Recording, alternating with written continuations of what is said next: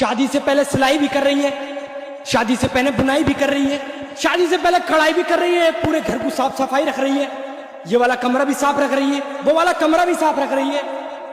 और जब इसकी शादी हो गई, ससुराल में जब ये पहुंच गई, इसकी सास ने कह दिया जरा इस वाले कमरे की झाड़ू मार दे, तो कह रही अम्मी मेरे जरा पेट में दर्द हो रहा है।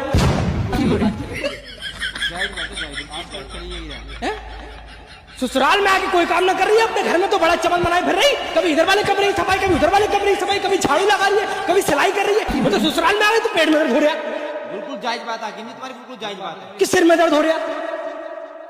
अलग होना चाह रही है हकीम जी, ये अपने घर की रखी। इसमें लग जाए, ये भी तो तेरे घर है, तू इसकी भी सफाई कर। अपने घर में पोछे मार रही है, जरा इस वाले घर को भी सफा कर ले।